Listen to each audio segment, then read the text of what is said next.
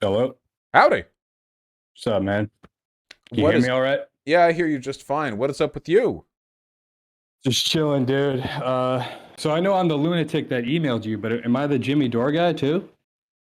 You were. Now, I'll admit, apologies up front, okay? I have no idea if you even know about or care about Jimmy Dore. I just said that as a sort of catch-all Yeah. because I associate him, the Glenn Greenwald, the Gray Zone groups, as just some gigantic hurricane. I probably should have said, the Glenn Greenwald. Would that have been more accurate, like the Glenn No, I Greenwald don't like stream? Glenn Greenwald either. He's cringe. So, Oh, but maybe that's good. maybe we're That's gonna get good along fake today, Vaush huh? for you. All right, we'll see. I'm not here to, dunk on you. I want to learn with you. I learned a lot doing, a little bit of research. But let's talk about Assange. Yeah. He's one of the most important whistleblowers in history. And you said, I want Assange to die in a CIA black site just because it would trigger all the worst people on Twitter. I don't even remember shit about him. I don't even care. The whistleblowing shit is bullshit. So, I mean, this just like that kind of spite-based politics is just like really weird to me. And it's like mindlessly like sociopathic it comes off as. So, like, do you have any like justification for that? Like, who are these people on Twitter that like you think having Assange die in a CIA black site would be worth like triggering? Okay. So I understand you probably know this, and it probably doesn't absolve me of my perceived sins, but that was a joke.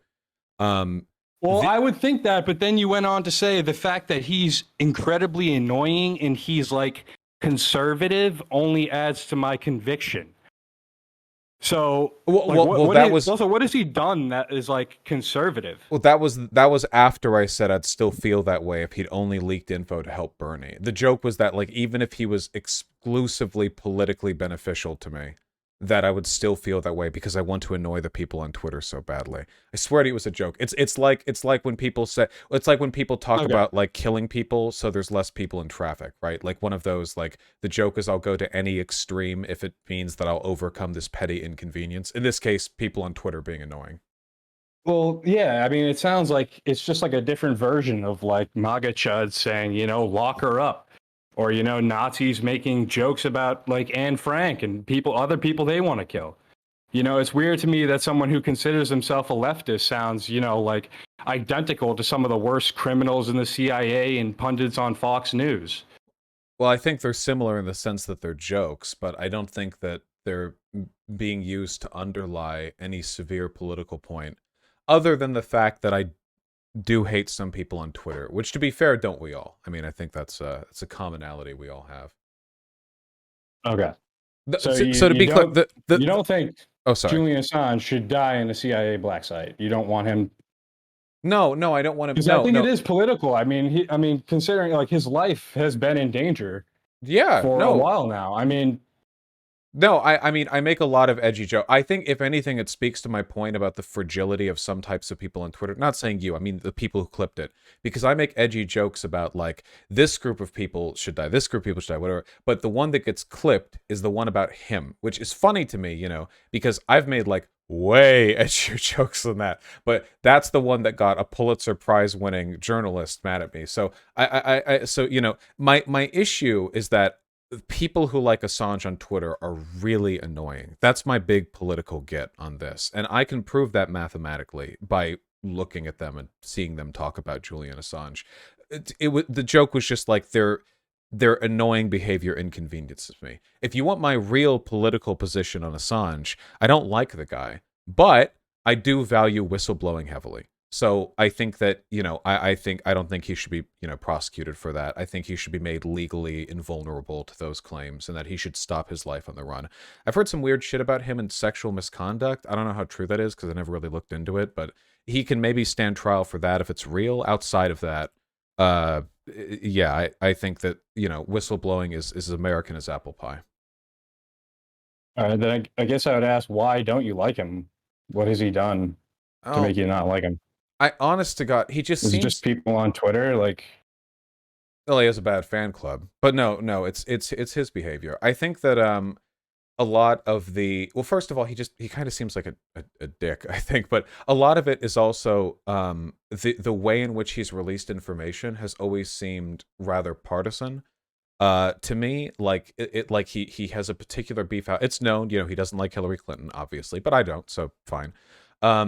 It seems like the way in which he released information was a bit irresponsible, and it corresponded heavily to a desire to take down the DNC in a way that I thought was irresponsible. The kind of a selective release of misinformation. He did refrain from releasing some stuff on the GOP. He said like, what was it? They're already so bad I don't even need to, or something like that. This was a while ago. It was I'm sure you'll remember. I'm working off half-baked memories here, but my impression has always been that he's been irresponsible in the political engagement that he's had. It's one of the reasons why RT really likes him. I think he serves a kind of right wing through Mhm. through implicit suggestion agenda, which I'm not a fan of. I'd have to completely disagree with that. It's funny, one of his most recent leaks in 2021 published 17,000 documents from Spanish far right groups called Haste Or and Citizen Go. Includes spreadsheets of donors and members, strategy and planning documents, letters, financial charts, and legal and training documents. In 2018, he published documents detailing procedures and abuses at ICE facilities. Half of his career is leaking, war crimes. So I don't see how you would say like that's far right by or conservative by any means. I mean, a lot of most of what he stands for is left wing causes and having open information. Yeah, I think it's not, to be clear, I don't just think he's a run-of-the-mill conservative.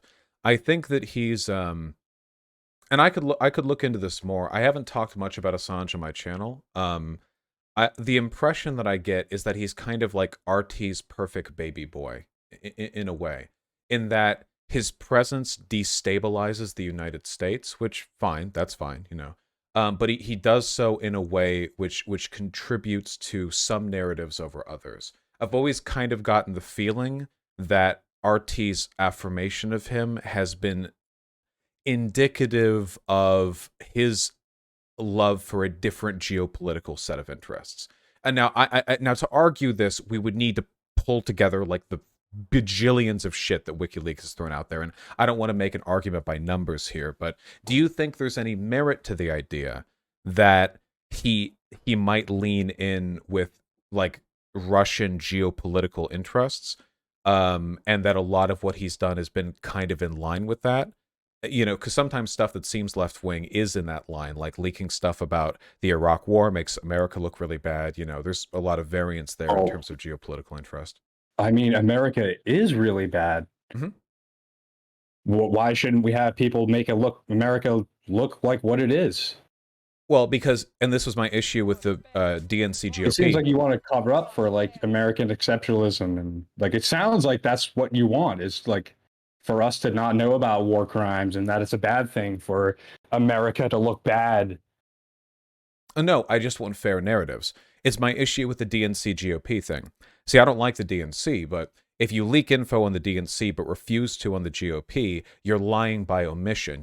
Selective transparency is essentially the same as dishonesty because you I create the mean, impression of, no wrongdoing on the other side of things. So when I say, making America look bad is awesome. But it has to be done in a geopolitically responsible way. So when you look at RT, for example, there's tons of legitimate criticisms of the American government that go through people who are part of the RT network. And I'm okay with the things they say, but I don't like the fact that they're saying it as part of an implicitly dishonest scheme to prioritize some geopolitical interests over others. Kind of like how North Korea is really, really bad. But I hate it when conservatives or China's bad, but I hate it when conservatives will scream about that at the top of their lungs, talking about all these human rights abuses and this, that, or the other, because they're doing it to cover up for America, sort of nationalistic, juxtaposition they take advantage of. Yeah. Um, so your first point, I mean, again, I don't think he's trying to cover up for conservatives or the GOP in any way. I mean, one of his most recent leaks was just about how the Trump administration and the CIA and Mike Pompeo plotted to kill him, plotted to assassinate him at the highest levels of government. I Assassinate mean, who?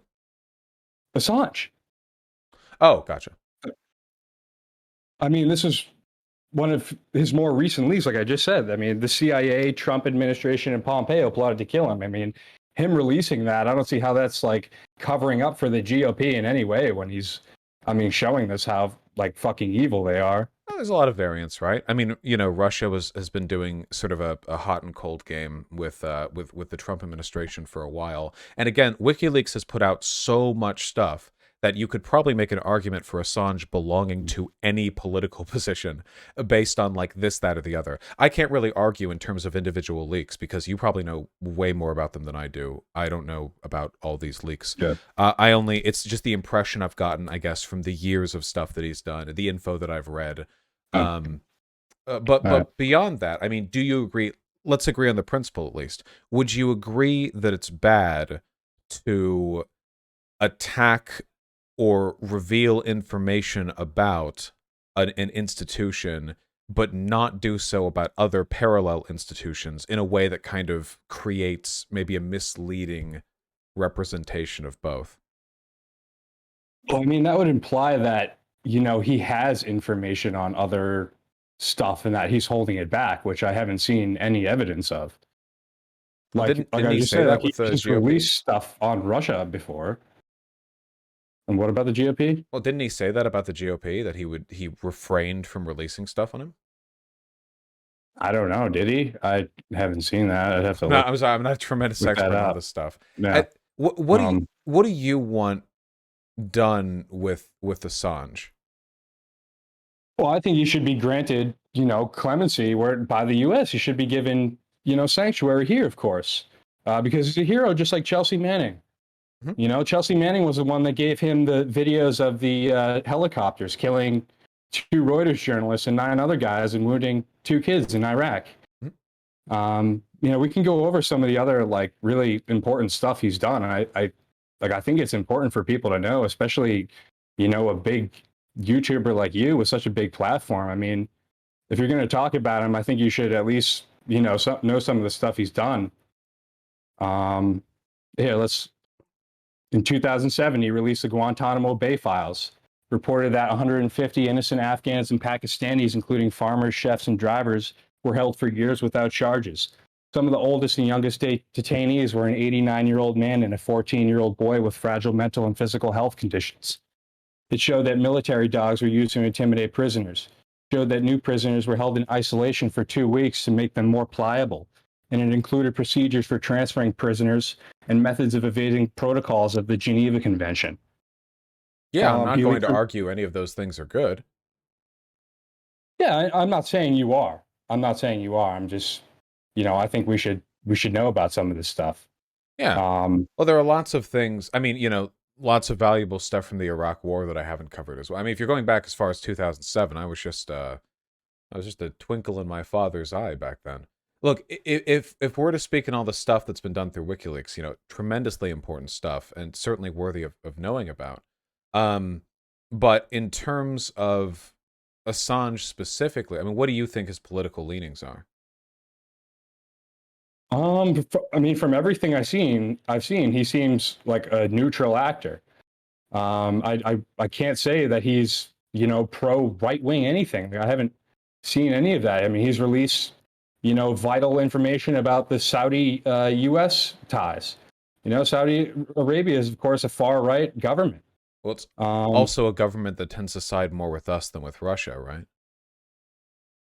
yeah, sure, but like I said, he's like there are plenty of leaks about Russia too. I'd be interested in seeing those. I'm, it wouldn't be, it's not impossible that he's released stuff. I'd wonder about its severity. Okay. Russia is, of course, a You think deeply he's a Russian corrupt. actor though? Well, I think he falls more in line with those interests geopolitically. I don't think it's conspiratorial to say that. The world is broken up into basically two geopolitical blocks, at least ones operating at our scale, there's a kind of, well, no, China and Russia aren't really aligned. Three, US, China, and Russia. And I think those are the biggest, and of course, Western Europe falls in with us, and, uh, China's doing their work. Depending on where you want to draw those lines, you could get in an incredibly thoroughly divided number of geopolitical blocks. But I don't think it's unreasonable to believe there are some whose interests would align more closely with Russia than with the United States.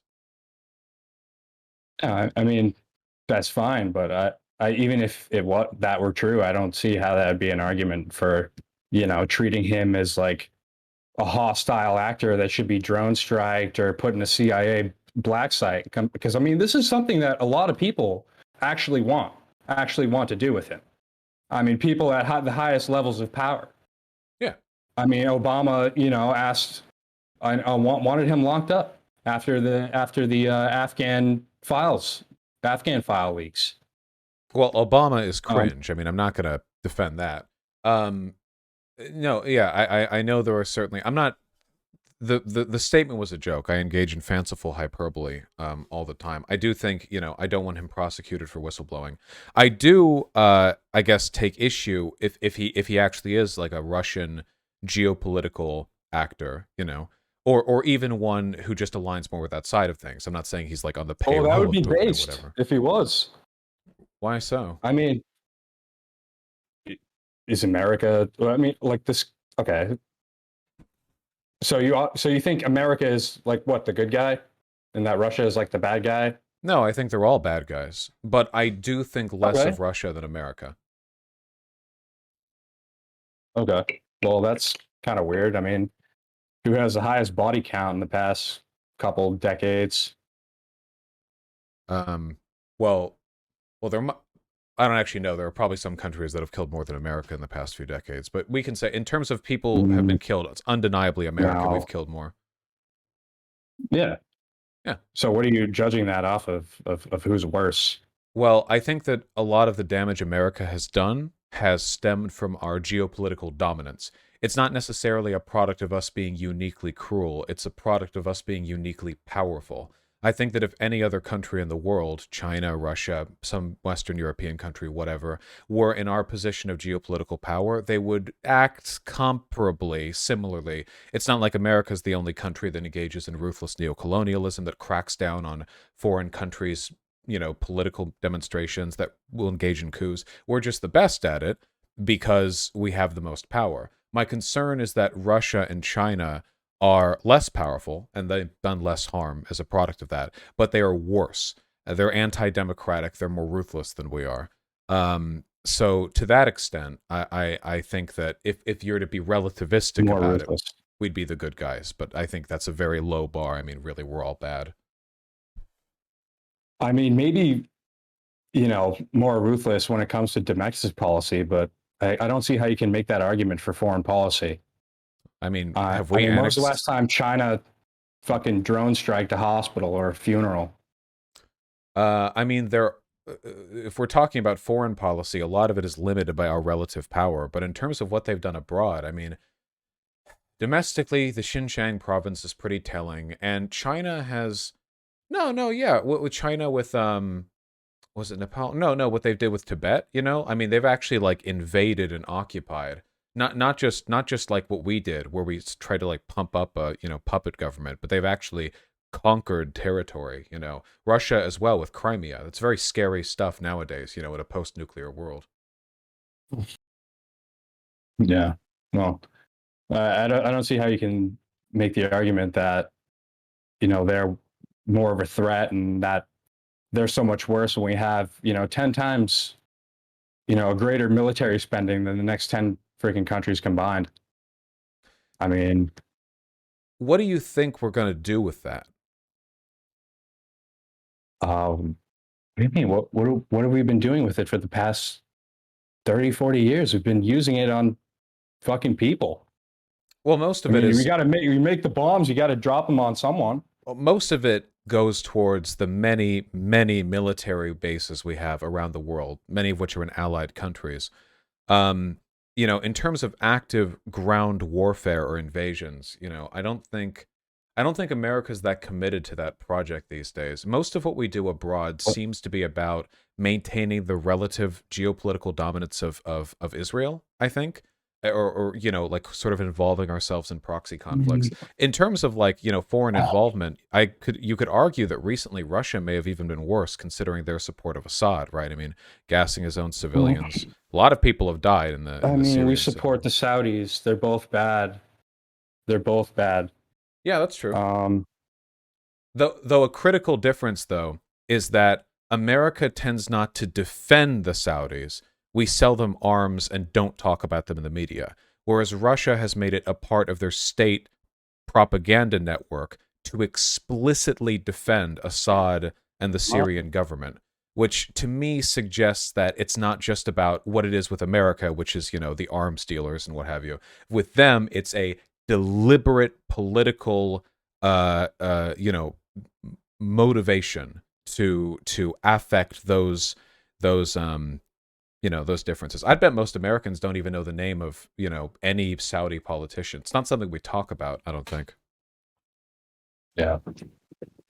You get what I mean, though, right? Yeah. I'm pretty fucking beat. I've had a long day. You lost me a little bit there, so my apologies on that. That's okay. We all have to work. I mean, I say that, from a position of privilege, but I get that. I get tired arguing with chat. I know how it is. Yeah. I got one more provocative question for you. Yeah, hit me up. Do you still think buying a laptop is equally as morally reprehensible as consuming child porn? Do you know what I meant when I made that argument? No, I don't. All right. You know how a lot of the stuff that we buy over here in the West, including laptops, but not just that, are produced in part with slave labor abroad, sometimes child labor. There are parts of Africa where they're forced to mine for certain materials, rare, earth minerals, that kind of stuff. Yeah. Right. Yeah. So, but you think just as long as we can buy a shirt made from China, that people that consume child porn shouldn't face any consequences? No, I want both of them to be gotten rid of. We've succeeded in criminalizing. So should we arrest people that buy shirts from China? In a very good world, I think that right now that's not practical. I mean, it'd be should funny we arrest to try. People that consume child porn? That's very practical, so we should do that. Yeah. The argument was that in a good world, we would be able to meet our material needs without relying on exploitative labor. And that in such a world, you could argue in favor of criminalizing the consumption of, right? Like, imagine if, there's one country left on Earth that produces stuff via slave labor. We'll call them, I don't know, Kekistan. And, maybe in this world, okay, well, yeah, if you buy any Kekistani clothing or whatever, you're going to jail, motherfucker. Fuck that. You're directly supporting the slave industry, blood diamonds, that kind of stuff. I think you could make an argument for that in a better world. Right now, of course, everything's tainted. Yeah. All right. I just wanted to clear that up. It was a little sus when I saw that. It's an oft misunderstood argument, man. but that's the curse of live streaming. Yeah, I hear you. Well, anyway, you take care. Anything else? I think I'm all set. Yeah. All right. Have a good night. If it's sleepy time, have a good night. All right. Peace. I appreciate his straightforwardness. It wasn't too bad. No, it wasn't. I think the issue is I've read so much stuff over the past 5 years about how Assange is sussy wussy, and that doesn't make me want him to be prosecuted for the whistleblowing. But I've read so much stuff, and I could look into it, and there's so much to look into, and I could spend a ton of time looking into it. But the issue is, I don't want him prosecuted for whistleblowing. So I would be learning about all of that for the specific purpose of just being able to say, I think he's sussy wussy, but also I agree with you in the idea that he shouldn't be prosecuted. I'd be putting all that effort into agreeing with them while being contrarian about it, which to me seems completely worthless in terms of time expenditure. But maybe I should. You don't do yourself any favors when you say you hope he does to trigger people on Twitter, dog. First of all, okay, I thought that would be interpreted broadly as a joke. The idea that I want a person to die in a CIA black site to anger people on Twitter. To me, I thought this would be read as a joke. Like before, after fuck, what was the last time I got in trouble for a dry joke that didn't land? It was when I said you guys only care about X. Oh, the Rittenhouse thing. When Rittenhouse was exonerated of his crimes, and I did a video, and I said, "Now I know you guys. I know you only cared to see people on Twitter mad." And there were people in the YouTube comments of my video acting like I was being horrible for saying they only care. I was like, I was joking. I thought it was obvious I was joking. I was saying you only cared for Twitter. Like, it is true that without any other context, the Julian Assange stuff, I think, like, you know, maybe, or what you've heard of me. To be fair, I was a little wait, what, when you did that Assange bit, though I knew it was obviously a joke. The delivery felt a little muddled and disjointed. I thought it was funny. Like just 2 days before that, I was doing my. We've all been informants. I've been an informant. I've informed on NTV. We've all been informants. Everyone's been, and like people again on Twitter took it seriously. And what I'm learning from this is that the Glenn Greenwald, Jimmy Dore, whatever crowd, you know, they don't have a good sense of humor, which I already knew, but it's still funny. Anyway, that was fun. I swear to God, guys, I'm going to make a pledge to you, okay? On hand and knee. I'm going to make a goddamn effort to get better at having debates on. Because, wow, those two weren't even super yelly, and I still had a lot of fun with that. I'm going to make a huge, massive effort to get more people on to talk, okay? Oh, and I guess if anyone's watching right now, if you're a conservative, and please God, you have to be a conservative or something like that, a real disagreement. Because oftentimes I get emails from people who are saying, hey, I want to debate. And I love you guys, but you are like the most earnest fans who have like a very esoteric disagreement with me, you know, and it's like it. I love you, and you know I'll do fan meetups when I can, but it's like, you know, I want to debate you on whether or not you think it's appropriate to invoke revolutionary action before or after this. It's like, I love you, but that's a conversation, not a fascist. How about red fascists? Red fascists are fascists, aren't they? They're conservatives. Anyway, I'm gonna try my best. Have you thought that maybe you're just not funny? I think it every day, and then I immediately think otherwise, because I'm very funny. China and Russia are aligning politically. Bo put a video today. Would you like to link it? No, I can check Bo's channel.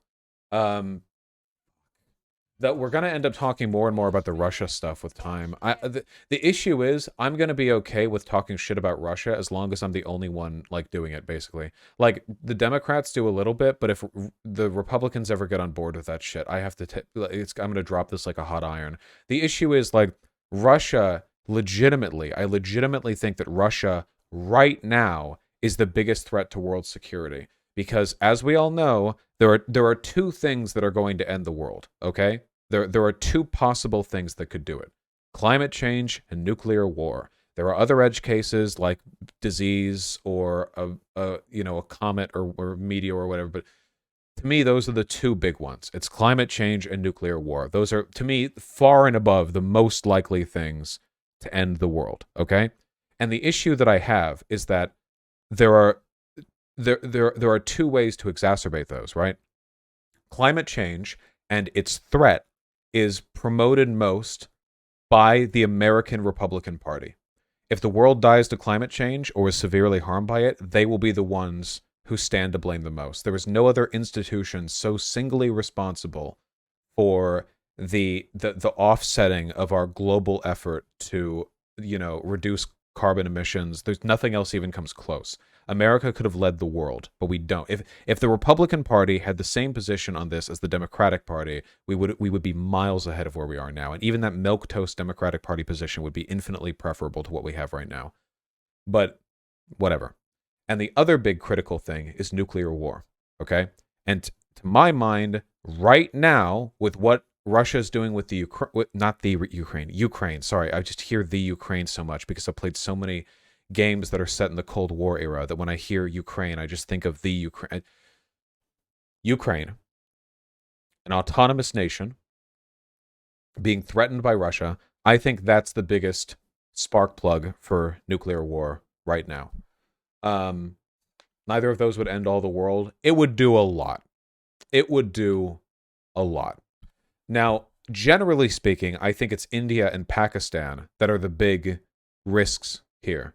The thing that gets me is, unless there's some catastrophic failure of command, like somebody goes rogue or there's a miscommunication, I don't think that America is going to start the nuclear war. We're the only country to have ever actually used two nuclear weapons, but we did so when no other country had nuclear weapons. Right now, the use of nuclear weapons would, in all likelihood, trigger a nuclear war. And America doesn't stand to benefit from that. There's not really a part of America, at least not a relevant part, I don't think, that stands to benefit from that. Or to put it more accurately, there are powerful interests that want to avoid that. See, nuclear war would not really discriminate by class very much, you know? It's not like all the wealthy people would be like instantly teleported to their nuclear bunkers and then emerge at the same quality of life that they have now. In reality, apart from some very well protected politicians, nuclear war would not discriminate in who died. They would be a lot of people.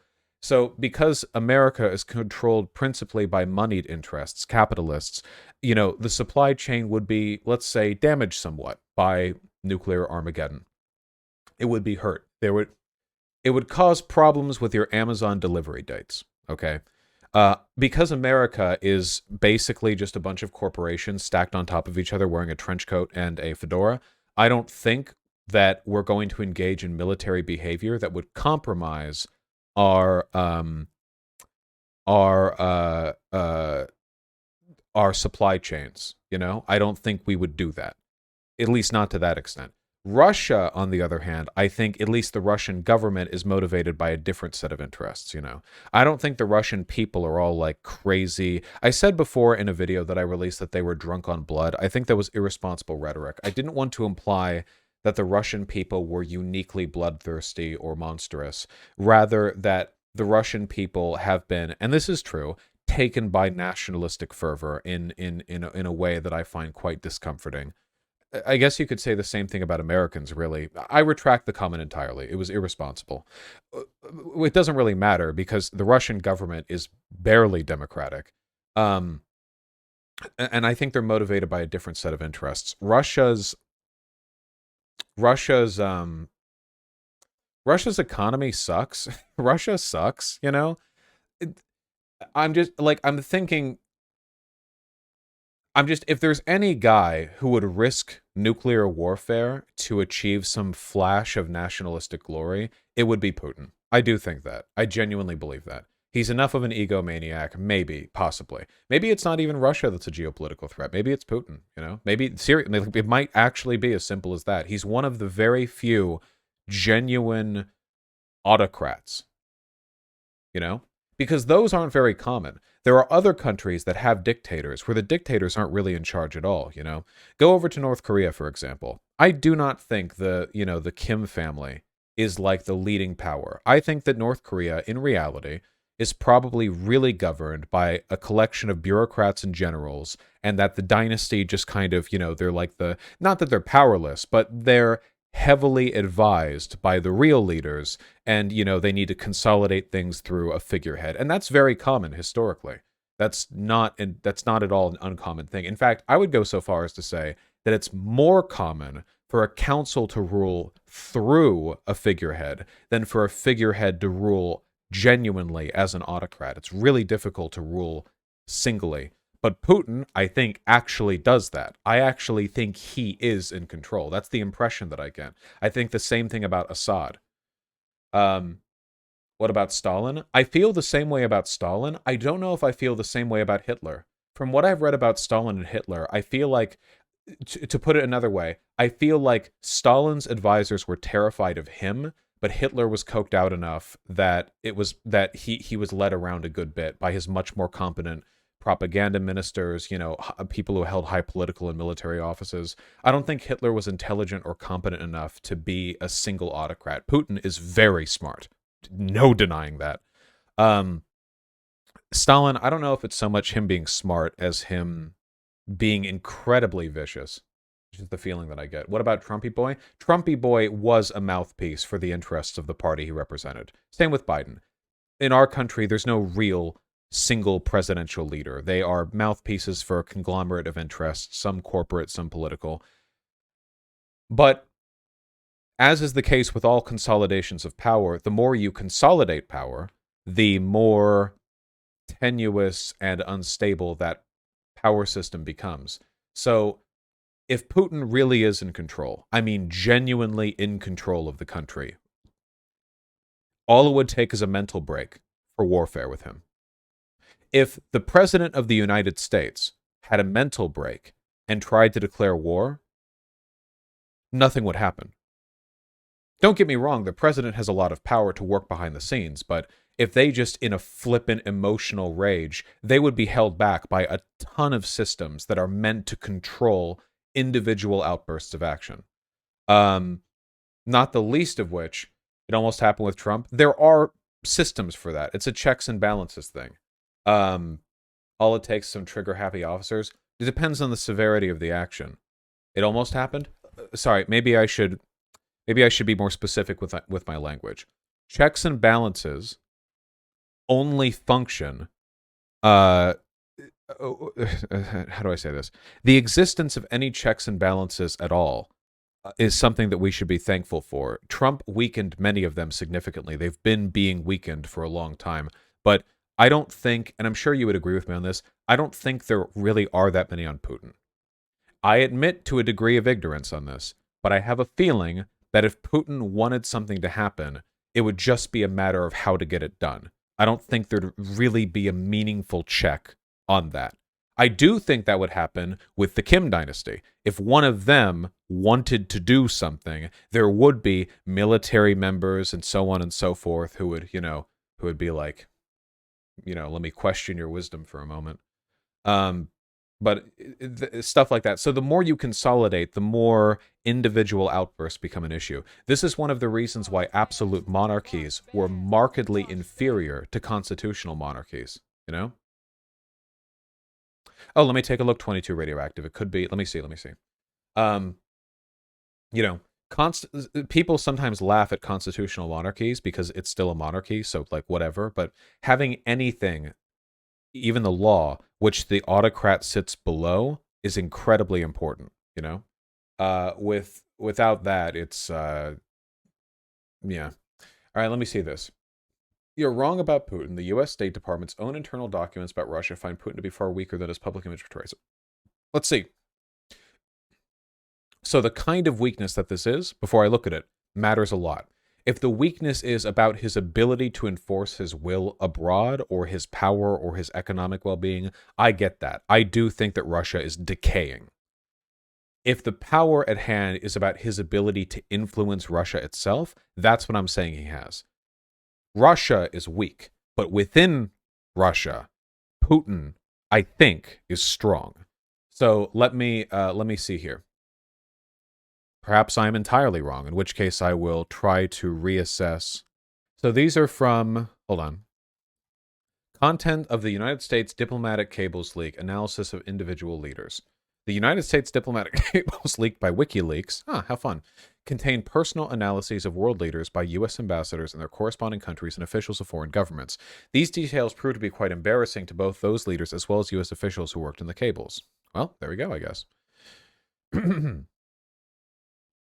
Vladimir Putin wields less power than his alpha dog image, the media portrays. He is alleged to bribe Kremlin figures, that makes him look weaker, or else many of his edicts are not implemented. American diplomats have raised concerns over personal corruption, calling Putin's Russia a mafia state.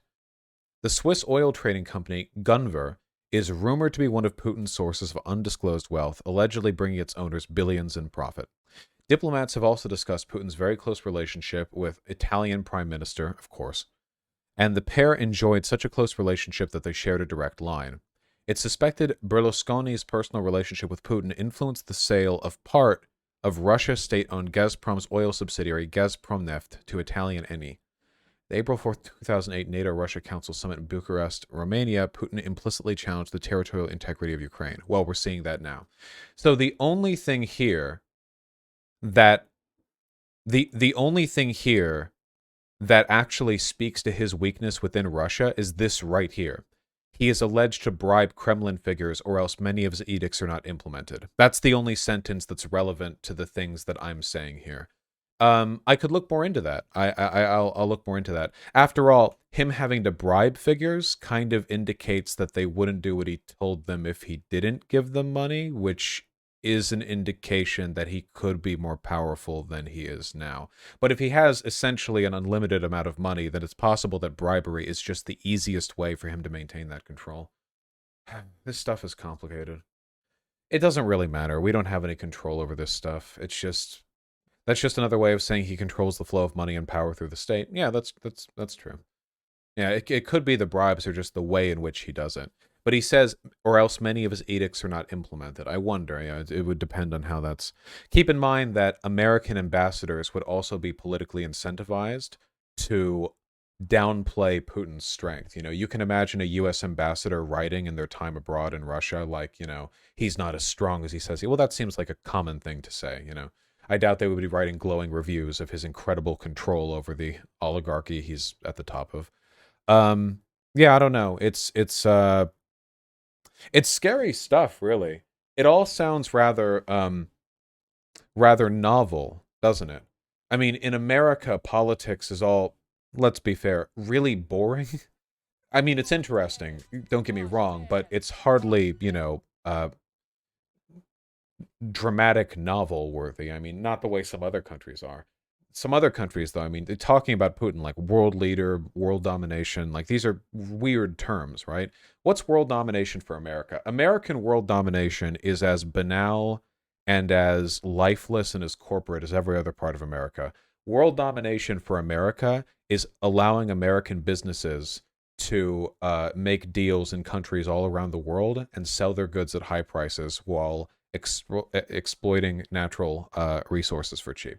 That's world control for America. It's factories all over the world. That's American global dominance, It's not some big dramatic map of the world with red arrows crossing over it as we, our armies invade or blah, blah. It's just corporate control. But there are other countries that have different ideas. It could be, that at the end of the day, China might actually have the better idea for long-term stability. Not by being anti-democratic, mind you, but by being fascistic in allowing a free market only insofar as it serves the interest of the nation state. See, the thing is, American companies are very fickle, okay? Do you guys think, and I'm honestly asking you, let's say China gets more wealthy, which it will, probably eventually quite a bit wealthier than us, at least in total for their larger population. Do you really think that if China started offering more favorable deals to American corporations wouldn't start moving headquarters?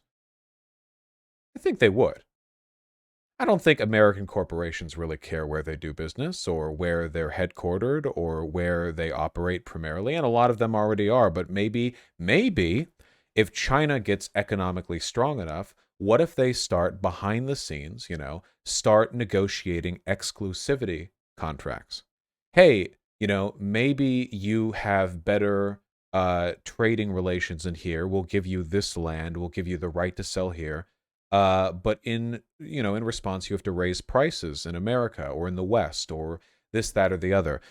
American corporations are led by the nose by profit incentives. We know that. That's not controversial. So if it becomes more profitable to side elsewhere, then that's something they're going to do. We literally already, with Blizzard, we already see examples of U.S. corporations essentially bending the knee to China with regards to something. So like, whether or not you can speak ill of China, that whether they'll shut you down for speaking ill of them, whether they'll market their stuff over there in a way which compromises the artistic value of its production over here, the way they'll downplay black people on movie posters over in China. There's a lot of stuff we do that already, we are bend the knee a little bit.